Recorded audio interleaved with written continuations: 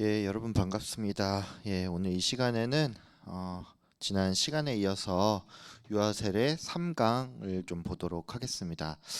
문답 41문부터 60문까지 볼 건데요.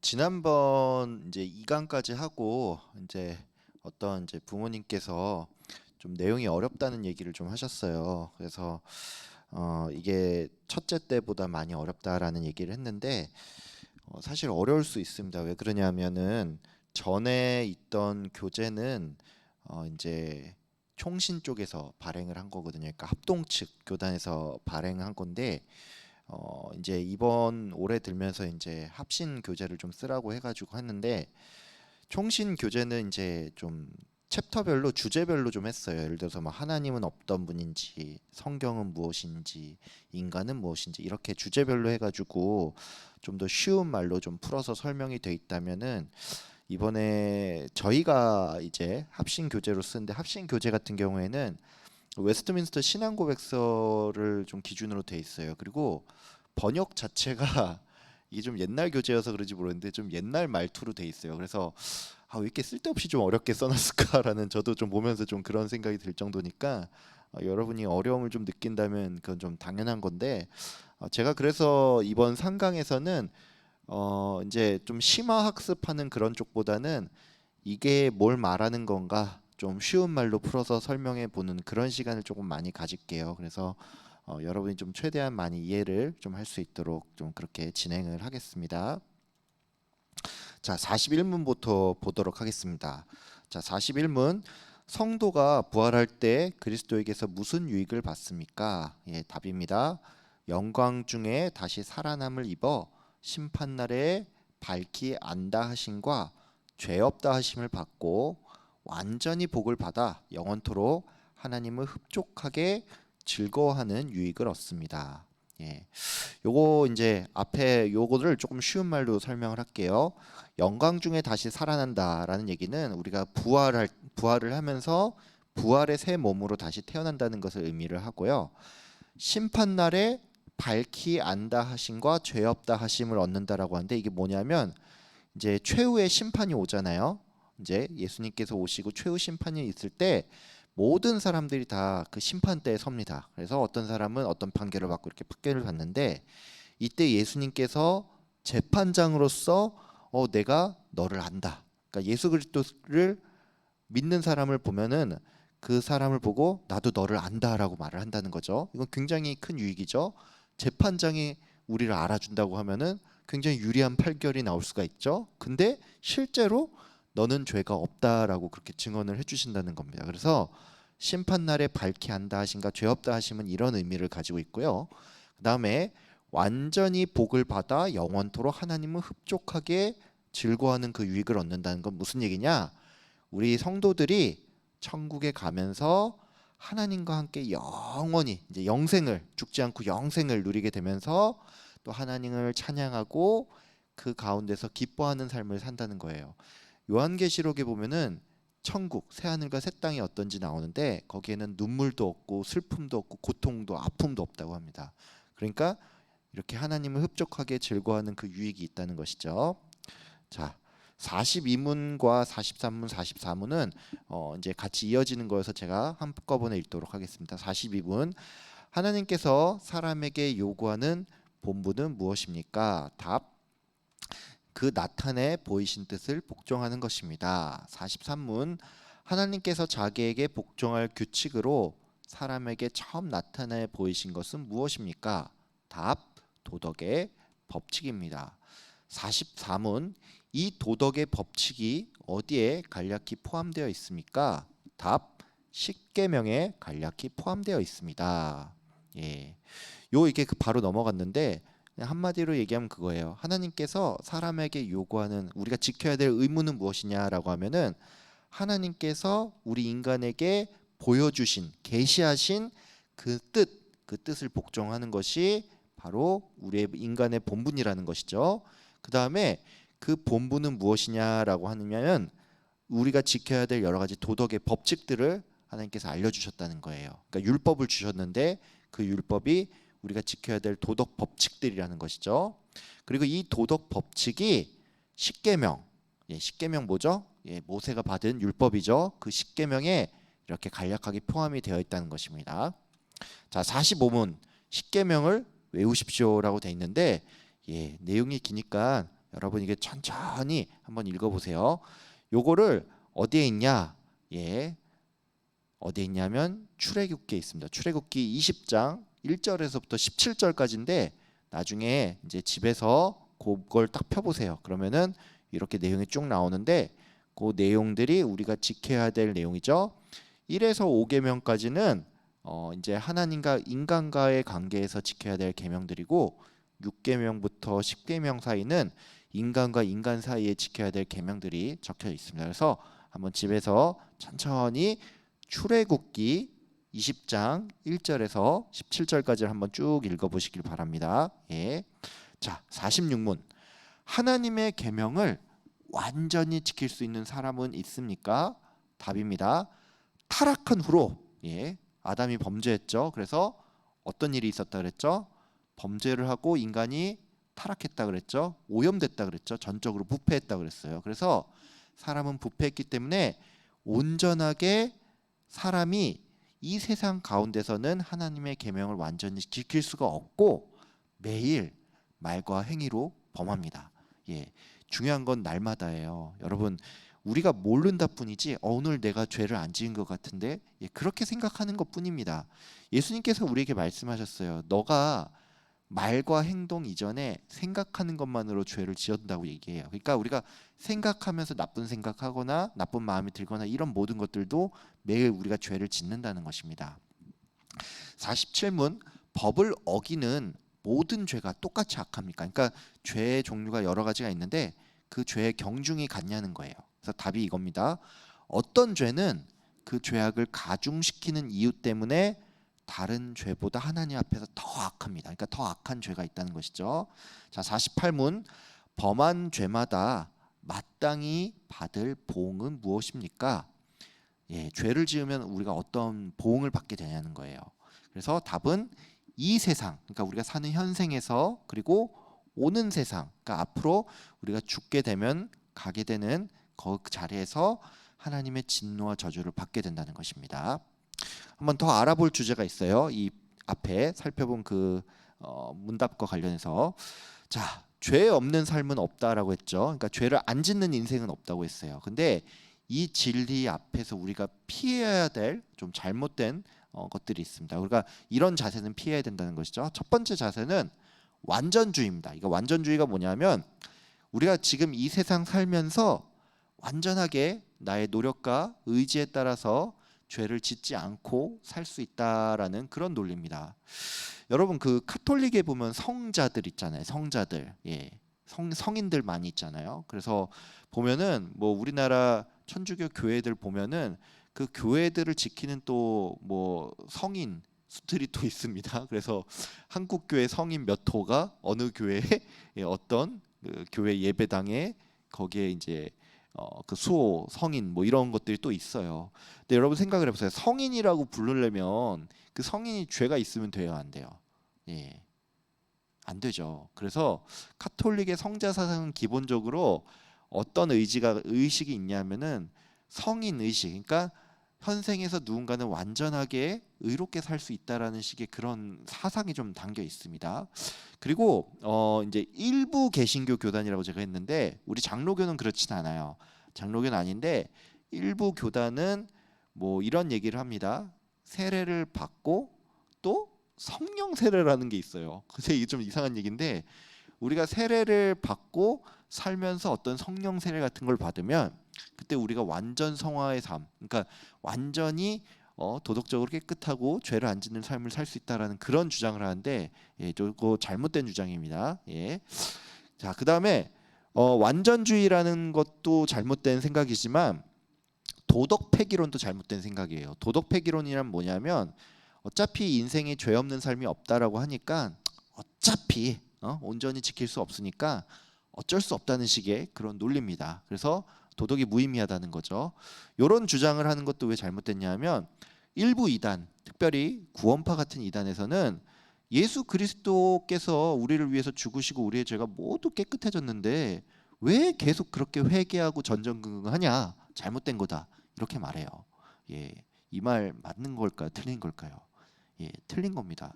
여러분, 우리가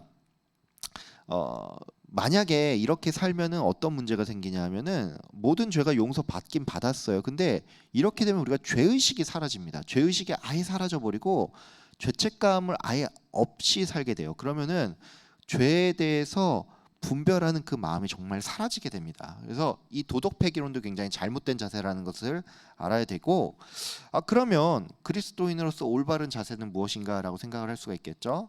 예, 가장 좋은 자세는 하나님께 순종을 하기 위해서 끊임없이 노력하고 사투하는 겁니다. 그 다음에 내가 죄를 짓고 나의 불완전한 모습이 있을 때 이것을 하나님께 자백하면서 하나님 용서해 주세요 이렇게 계속 기도하는 그런 고백하는 자세가 필요합니다. 죄마다 경중이 있냐라는 그 질문이 앞에 있었죠. 예, 답은 죄마다 경중이 있습니다. 더 죄악되고 더 악한 게 있어요. 이 성경에 보면은 이런 게 있어요. 예수님께서 이제 그 복음서에 보면은 귀신을 내쫓는 사역을 하니까 어떤 사람이 와서 저 예수가 귀신의 왕인 바알세불의 힘을 힘입어서 귀신을 내쫓았다라는 그런 식으로 말을 해요. 그러니까 예수님께서 성령의 능력으로 그 일을 이루신 건데 이것을 모욕한 거죠. 그래서 예수님이 뭐라 그랬냐면 모든 죄와 비방은 용서될 수 있으나 성령을 회방하는 죄는 용서될 수 없다라고 하면서 이는 사람이 이 세대와 오는 세대도 용서받지 못할 죄니라라고 말을 했어요. 그러니까 무슨 얘기냐면 성령을 모욕한 거죠. 모독한 거죠. 그러니까 하나님을 모독하는 그런 죄를 한 거예요. 그렇기 때문에 이런 죄는 더 큰 죄악으로서 용서받지 못할 죄가 된다는 것이죠. 그 다음에 여기 이런 것도 있어요. 요한복음 19장 11절에 보면은 그러므로 나를 넘겨준 자의 죄는 더 크니라라는 말이 있는데 이거는 이제 누구를 말하는 줄 알죠? 가룟 유다. 이처럼 죄도 경중이 있습니다. 물론 뭐 죄가 작다고 해서 그걸 경시 여길 수는 없겠지만은 죄에도 경중이 있다라는 것을 좀 알면 되고요. 그 다음에 이 세상과 오는 세상에서 진노와 저주를 얻게 된다는 건 뭐냐면 이 세상, 그러니까 우리가 지금 살아가는 지금 세상에서 우리가 그 죄값을 치르게 된다는 거예요. 내가 잘못을 했을 때, 죄악을 저질렀을 때 그것에 대한 어떤 질병이 임한다든지 뭐 사고를 겪거나 어떤 문제와 어려움을 겪을 수 있다는 건데 뭐 꼭 모든 게 1대1로 다 그렇게 된다는 건 아니에요. 근데 하나님께서 다 아시고 물론 우리를 용서해 주시기도 많이 하지만 이런 것들이 있다는 것이고 무엇보다 궁극적인 심판이 있다는 것입니다. 근데 여기서 질문이 할 수가 있죠. 이 궁극적인 심판이 뭐죠? 예, 지옥의 심판이에요. 이걸 계시록에선 둘째 사망이라고도 말하고 유황과 불이 끓는 불못이라고도 얘기를 하는데 여러분 이 둘째 심판, 둘째 사망, 궁극적인 심판은 믿는 성도에게는 해당되지 않습니다. 여러분 오해하지 마십시오. 믿는 성도에게는 이 심판이 우리에게 해당되지 않습니다. 자, 49문, 50문 넘어가겠습니다. 49문 우리가 죄를 인하여 하나님께 받을 진노와 저주를 피하게 하려고 하나님께서 우리에게 요구하시는 것은 무엇입니까? 답, 예수 그리스도를 믿는 것과 두 번째, 생명에 이르는 회개를 하고 세 번째, 그리스도가 우리에게 구속의 은혜를 끼친 데 쓰시는 여러 가지 방편들을 힘써 사용하라는 것입니다. 라고 돼 있죠. 요거를 이제 1, 2, 3 이렇게 세 개 나눴는데 요걸 왜 이렇게 나눴냐면 뒤에 50문, 51문, 52문에 요거에 대해서 자세히 설명을 합니다. 첫 번째 50문입니다. 예수 그리스도를 믿는 믿음이란 무엇입니까? 예, 구원의 은혜입니다. 이는 구원받기 위하여 복음이 전하는 예수 그리스도를 영접하고 그분만 의지하는 것입니다. 라고 나와 있죠. 제가 요거 뒤에 더 쉬운 말로 한번 더 설명을 드릴게요. 그 다음에 생명에 이르는 회개. 자, 2번 무엇인지 볼게요. 51문에 나와 있죠. 생명에 이르는 회개란 무엇입니까? 죄인이 자기의 죄를 참으로 알고 또 그리스도 안에서 하나님의 긍휼하심을 깨달아서 자기의 죄를 원통히 여기고 자기의 죄를 미워함으로써 죄에서 떠나 하나님께 돌아가서 든든하게 결심하고 마음과 힘을 다하여 새로이 순종하는 것입니다. 라고 나와 있죠. 자, 52문입니다. 앞에 49문을 더 풀어서 쓴 거예요. 그리스도께서 우리에게 구원의 유익을 전하시려고 나타내시는 보통 방법은 무엇입니까? 하나님의 말씀과 성례와 기도입니다. 이것이 모두 그 택하신 자에게 효력이 되어서 구원을 얻게 합니다 라고 나와 있죠. 자, 53문입니다. 하나님의 말씀이 어떻게 효력이 되어서 우리에게 구원을 얻게 합니까? 하나님의 말씀을 읽는 것과 설교로서 하나님의 신이 효력 있는 방법을 삼아 죄인을 반성시켜 회개케 하며 또 믿음으로 말미암아 거룩함과 위로를 받는데 굳게 세우셔 구원에 이르게 하십니다. 예, 여러분 이 53문 딱 보면 어떤 느낌 드세요? 예, 느낌은 알겠는데 이게 좀 말이 쉽진 않죠. 그래서 제가 49문부터 53문까지를 좀 쉬운 말로 다시 한번 좀 보도록 하겠습니다. 자, 49문을 쉬운 말로 표현하면 그래요. 우리가 죄 때문에 진노와 저주를 받을 수밖에 없는데 우리가 어떻게 해야지만 이 진노와 저주를 피할 수 있습니까? 라는 질문이 49문의 질문이에요. 그래서 그것에 대한 답은 우리가 먼저 예수님을 믿고 그 다음에 회개하고 그 다음에 구원의 그 은혜를 누리기 위해서 여러 가지 방법을 사용해야 한다라는 그런 의미예요. 그럼 이제 50문 한번 보도록 하겠습니다. 50문을 쉽게 표현하면 그러면 예수님 믿는다는 게 뭐죠? 라는 게 50문의 질문입니다. 그러면 이제 답에 대해서 예수님을 믿는 거는 말씀이 전하는, 그러니까 뭐 위인전에서 말하는 그런 예수님이 아니라 성경이 전하는, 그러니까 성경이 말하는 그 예수님을 우리가 믿고 그분을 우리가 의지해서 구원을 얻는 게 바로 예수님을 믿는 겁니다. 이해되셨죠? 51문 영생을 얻게 하는 회개는 뭔가요? 예, 이것은 첫 번째로는 내가 지은 죄가 무엇인지를 아는 거예요. 죄가 무엇인지, 그러니까 원죄, 자범죄 이걸 다 아는 거죠. 그 다음에 하나님께서 나를 긍휼히, 그러니까 불쌍히 여기신다는 것을 알고 그것을 알고 깨닫고 그 다음에 나의 죄를 미워하는 거죠. 그러니까 원통이 여긴다는 게 내 죄가 나를 이렇게까지 비참하게 만드는구나. 내가 죄가 져서 이렇게 될 수밖에 없구나. 이것을 알면서 원통이 여기는 거예요. 그리고 그 죄를 난 죄짓기가 정말 싫어하면서 그 죄를 미워하고 죄를 떠나기 위해서 노력하는 건데 죄를 미워하면서 죄에서 떠나기로 다짐을 하는 거고 다짐만 하는 게 아니라 실제로 마음과 뜻과 힘을 다해서 온 힘을 다해서 그것을 떠나고 죄를 멀리하고 하나님께 순종하는 삶을 사려고 노력하는 것. 이게 바로 영생을 얻게 하는 회개입니다. 이해가 되셨죠? 자, 52문 우리가 구원의 은혜를 누리기 위해 필요한 방법은 무엇입니까? 이게 쉽게 표현하면 그거예요. 구원의 은혜를 누리기 위해서 필요한 방법이 뭡니까? 라는 거 할 때 성경 말씀을 통해서 그리고 성례라고 되어 있는데 세례와 성찬을 통해서 그리고 기도를 통해서 우리가 구원의 은혜를 누릴 수가 있습니다. 자, 53문을 좀 쉽게 표현하면 이겁니다. 하나님의 말씀이 어떻게 그러니까 하나님의 말씀이 있는데 그냥 말씀 자체가 역사를 한다는 게 아니라 말씀을 어떻게 우리가 해야지만 구원을 얻습니까? 라는 그 질문이에요. 그래서 말씀이 어떻게 우리한테 구원을 얻는지 역사하는지를 묻는 건데 우리가 말씀을 읽고 또 설교를 들을 때 성령님께서 우리에게 역사를 하세요. 그러면 우리가 말씀을 읽거나 설교를 들을 때 우리의 죄를 깨닫게 되고 우리가 그 죄를 회개하게 됩니다. 그리고 말씀을 듣고 읽을 때 막 믿음이 일어나요. 그리고 위로를 얻기도 해요. 그리고 말씀을 들으면서 거룩해 되면서 우리가 구원에 이르게 됩니다. 예. 근데 이것에 누가 역사하시는 거죠? 성령님께서 역사하시는 겁니다. 그러니까 하나님의 말씀이 우리한테 어떻게 구원의 역사를 일으키냐? 성령님께서 역사하시면서 이런 것들이 나타나서 우리가 구원을 얻게 된다는 그런 말입니다. 자, 54문 하나님의 말씀을 어떻게 읽고 들어야 효력에 대해 구원을 얻는 방도가 됩니까? 예, 어떻게 읽어야 되냐? 이 말씀을 어떻게 읽어야 되냐?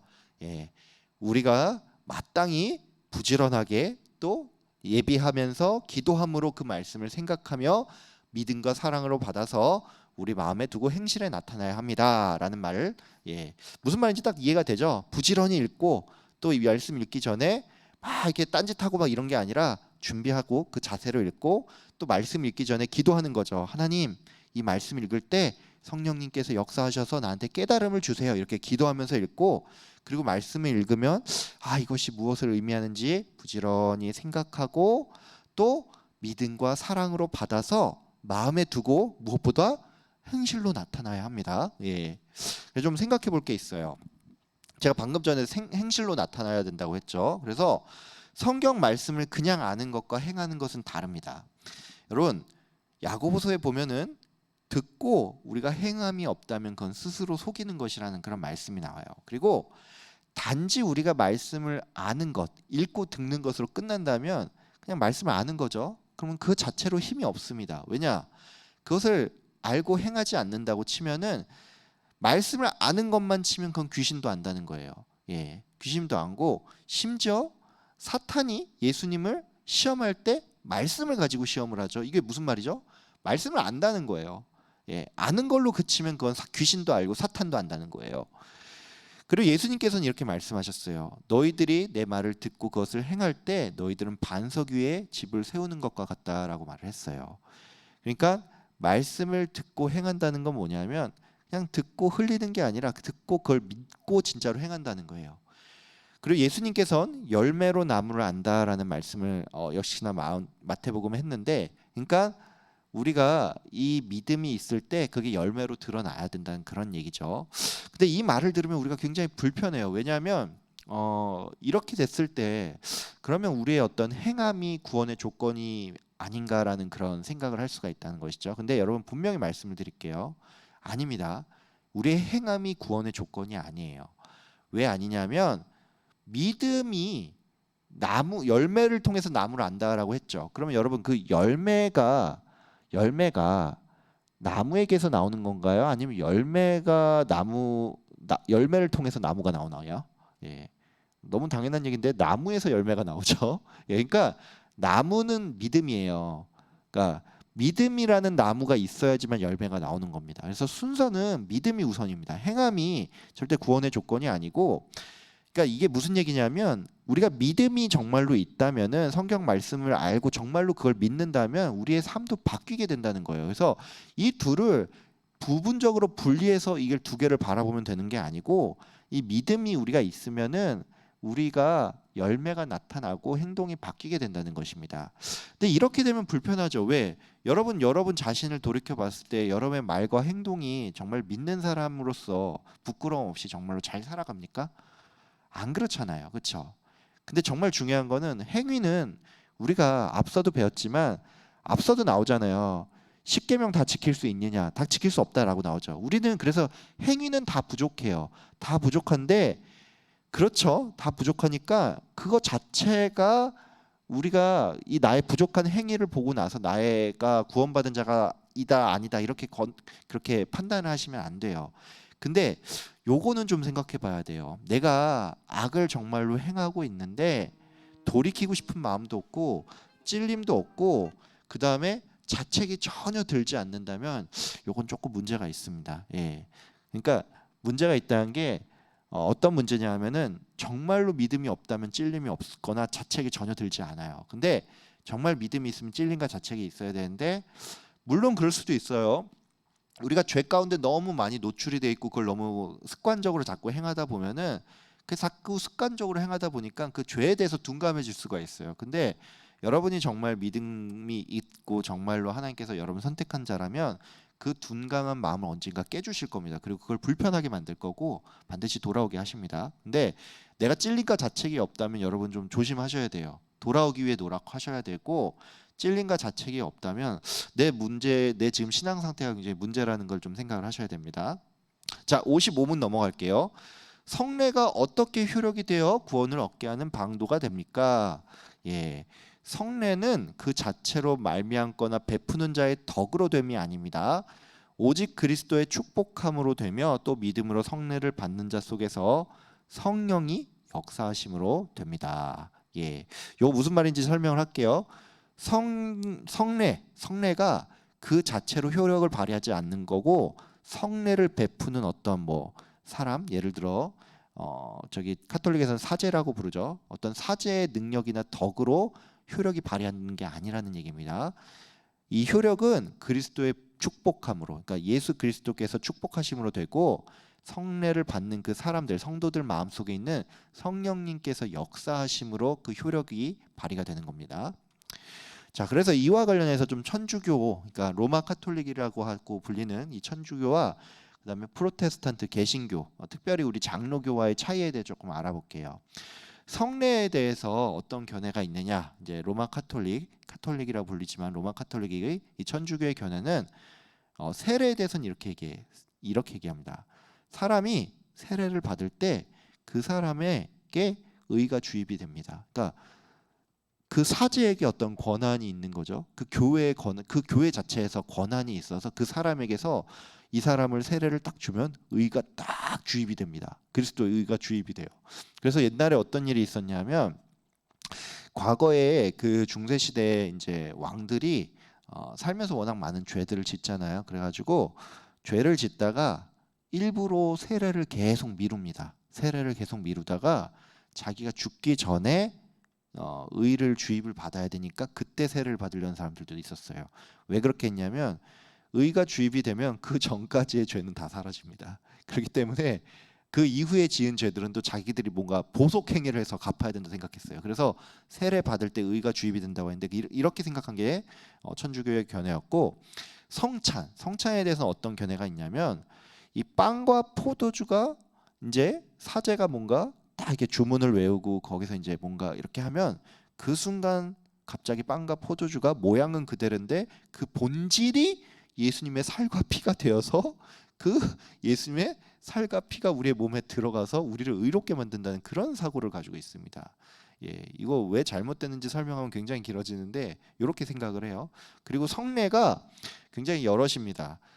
우리 개신교, 정확히 말하면 뭐 장로교를 포함해 개신교는 성례라고 하면 세례와 성찬을 말하죠. 근데 이제 카톨릭만 하더라도 세례, 견진, 뭐 고회, 성체, 종부성사, 신분성사, 홍배성사 뭐 이런 7성례라고 불리는 것들이 있습니다. 그러면 우리 장로교회의 이 성례에 대한 견해는 뭘까요? 예, 장로교회의 견해는 세례는 믿음을, 예수 그리스도를 믿는다는 그 믿음을 고백한 사람이 받는 예식, 표입니다. 표. 그래서 세례 그 자체가 그 사람을 의롭게 만들거나 역사하는 것이 아니라 우리가 믿음으로 이 세례를 받아들일 때, 이 믿음으로 이 세례의 예식을 받아들일 때 내 안에 계신 성령님께서 역사하셔서 내가 은혜가 임하는 거예요. 성찬도 빵과 포도주 자체가 실제로 변하는 것이 아니라 예수 그리스도의 죽음과 부활하심을 우리가 기념하는 과정 가운데 이것을 하는 것이고, 그리고 이것을 할 때 실제로 영적인 은혜가 우리에게 임한다는 것이지, 뭐 빵 자체가 변하고 포도주 자체가 변하고 예수님의 몸이 이렇게 우리에게 오는 그런 개념은 아닙니다. 그리고 성례는 세례와 성찬만 있다라고 이렇게 생각을 해요. 자, 56문 성례란 무엇입니까? 성례란 그리스도께서 세우신 거룩한 예식으로 그리스도와 그 새 언약의 유익을 뜻있는 표식으로 표현하여 인처 신자들에게 정해가는 것입니다. 여러분 요거 딱 보면은 역시나 무슨 말인지 대충은 알 것 같은데 좀 어렵죠. 예, 말이 좀 어려워요. 말이 좀 어려워서 제가 이걸 되게 그냥 좀 풀어서 설명을 하자면 성례는 예수님께서 직접 친히 세운 거룩한 예식입니다. 예, 예수님께서 직접 세우신 예식이고, 이 예식은 우리의 눈에 보이는 것으로서 우리가 예수님을 통해서 구원을 얻게 되었다는 것을 신자들에게 눈으로 보여주는데 그 의의가 있습니다. 예. 그러니까 눈으로 보여주는데 그 의의가 있고, 그 뜻은 바로 우리가 예수님 통해 구원을 얻게 되었다는 그 뜻이 있다는 것이죠. 우리가 이 예식을 통해서 중요한 거는 이게 예식이니까 그냥 겉으로만 하는 거다가 아니라 이 예식을 실제로 경험함으로써 이 예식을 통해서 우리는 정말로 은혜를 실제로 경험을 하고 우리가 구원받았다는 것을 인친다는 게 뭐냐면 이게 도장을 찍는다는 거예요. 이 예식이 우리가 구원받았음을 땅 하고 이제 외적으로 도장을 찍는, 인증하는 그런 예식이라고 이해를 하시면 됩니다. 자, 57문 신약의 성례는 무엇입니까? 예, 신약에서 말하는 성례는 세례와 성찬을 의미합니다.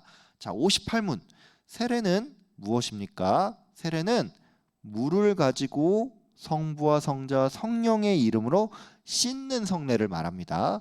이는 우리가 그리스도에게 접합됨과 은혜 언약의 모든 유익에 참여함과 주님의 사람이 되기로 약조함을 표시하여 인치는 것입니다라고 나와 있죠.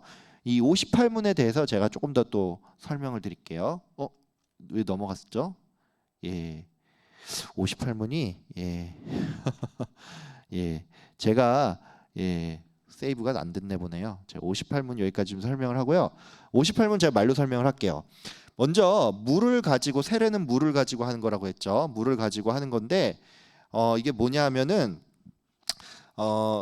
우리가 이제 뭐 침례교 같은 경우에는 물 속에 들어가서 하기도 하지만 우리는 세례해 가지고 뭐 이제 보통 목사님들이 이 세례를 해서 성부와 성자와 성령의 이름으로 세례를 주노라 뭐 이런 식으로 하죠. 그래서 중요한 건 이거예요. 성부와 성자와 성령의 이름으로라고 나와 있죠. 이거 무슨 얘기냐면 이 세례를 주는 주체가 물론 집례는 목사님이 하지만 실제로 이 세례를 주는 주체가 바로 삼위 하나님께서 이것을 주신다는 그런 의미입니다. 그 다음에 이는 우리가 그리스도에게 접합됨과 은혜 언약의 모든 유익에 참여함과 주님의 사람이 되기로 약조함을 표시하여 인치는 것입니다라고 되어 있죠. 이거 굉장히 어려운 이게 굉장히 좀 길어서 여러분 무슨 말인지 모를 수가 있는데 이게 쉽게 말해서 우리가 예수 그리스도와 함께 연합해서 바로 예수 그리스도의 형제 자매가 되고 하나님의 백성이 된다는 것을 고백하는 행위입니다. 그래서 주님의 사람이 되기로 약조함을